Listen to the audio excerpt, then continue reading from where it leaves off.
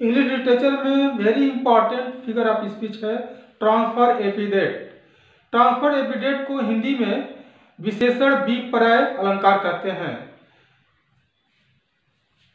Transfer एपिडेट को हिंदी में विशेषण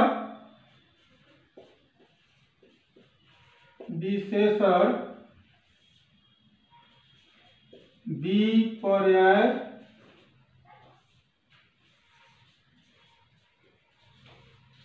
अलंकार कहते हैं।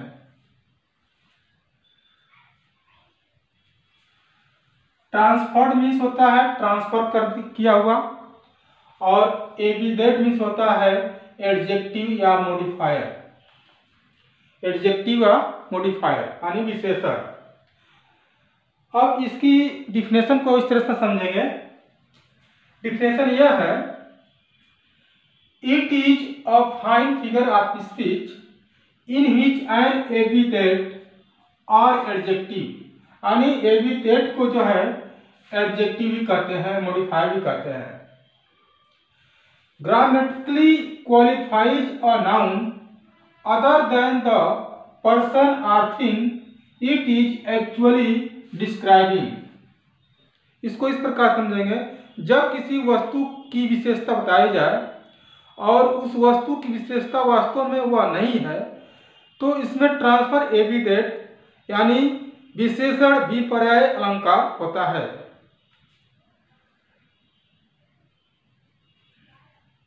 इसको एग्जाम्पल से हम इस प्रकार से समझेंगे।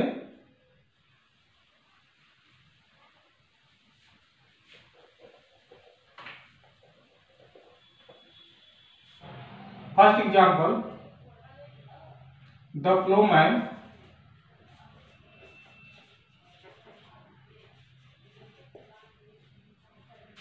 homeward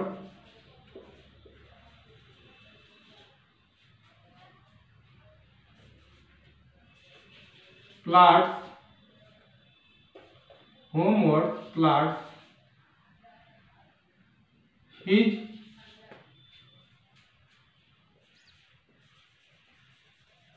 weary way.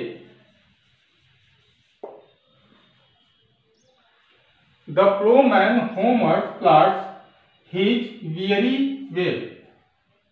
यह जो लाइन राइट की गई है, यह थॉमस ग्रे की एक पोएम है जिसका नाम है एन एलजी कंट्री चर्चयार्ड। उस पोएम से यह लाइन ली गई है और उस पोएम में लाइन राइट की गई है, the Plowman homeward plots his weary way। पहले सेंटेंस का समझना होगा। प्लोमैन मीन्स फार्मर यानी किसान, होमवर्ड मीन्स घर की तरफ, प्लॉट्स मीन्स चल देता है, हिज मीन्स अपने, और weary मीन्स थके हुए, और वे मीन्स रास्ता, यानी किसान जो थका हुआ है अपने घर की तरफ रास्ते पर चल देता है।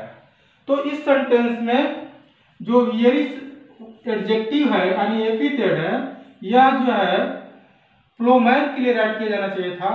यहाँ पर जो है कि वे के लिए राइट किया गया है।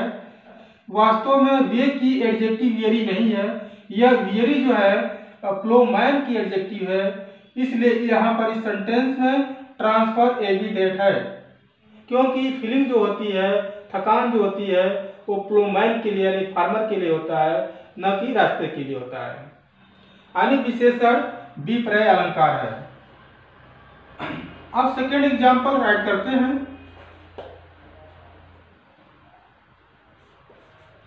ही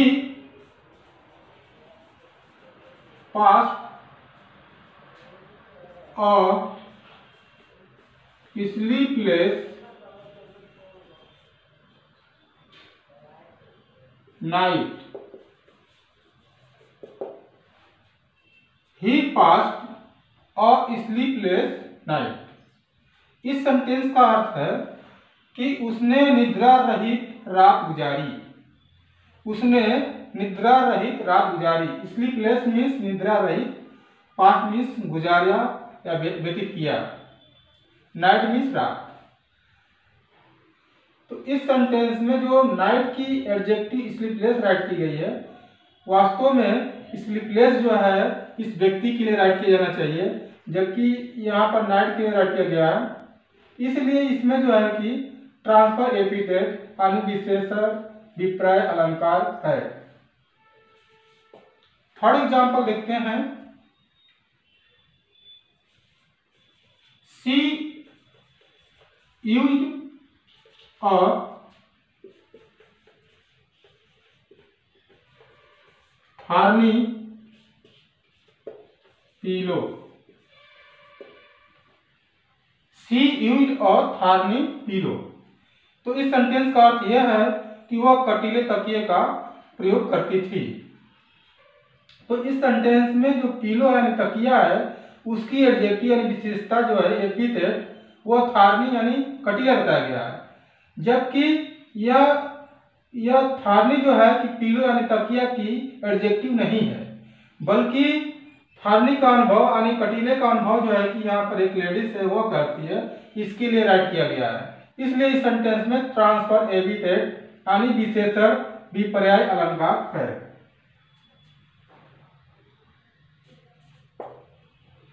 फोर्थ एग्जाम्पल देखते हैं। सारा had an unhappy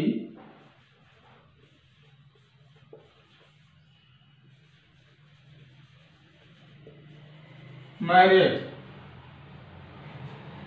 सारा had an unhappy marriage।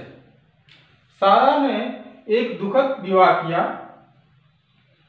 तो इसमें जो है कि अनहैप्पी मीन्स दुखद और मैरिज मीन्स विवाह या शादी। तो मैरिज की जो एडजेक्टिव अनहैप्पी बताई गई है, यह अनहैप्पी जो है सारा के लिए है, जबकि वास्तव में मैरिज की कोई एडजेक्टिव अनहैप्पी और हैप्पी हो नहीं सकती है। और फीलिंग जो है कि सारा करना है कि हैप्पी है कि अनहैप्पी है। इसलिए जो है कि यहाँ पर जो है ट्रांसफर एपिथेट यानी विशेषण विपर्य अलंकार है।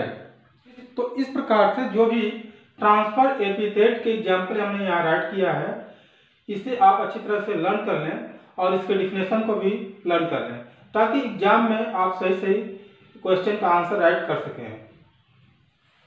थैंक्स।